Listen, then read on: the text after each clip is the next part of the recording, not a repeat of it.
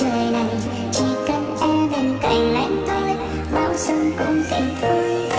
Nụ hoa xinh dịu dàng trên môi, cho tim anh rung động bối rối.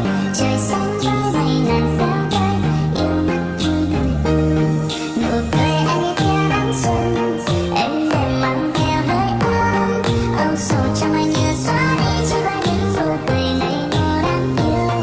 Ngày em có nụ cười xinh như là mặt trời bé thôi.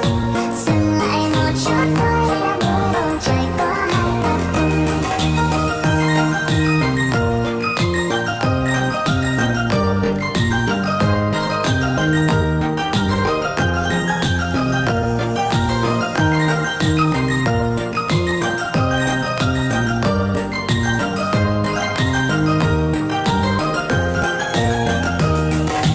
Đại dương xanh rừng rậm âu đây, đưa ta đi khắp đất trời này.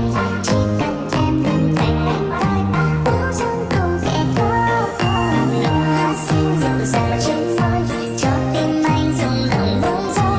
Trời xanh với mây ngàn véo vai, yêu mắt tôi ngày ai. Nụ cười anh như tia nắng xuân, em đêm mang theo hơi ấm. Âu sầu trong anh như xóa đi chỉ với những nụ cười ngây ngô đáng yêu. Ngày em có nụ cười xinh như là mặt trời bé thôi. Dừng lại một chút thôi để làm đôi bầu trời có hai ta.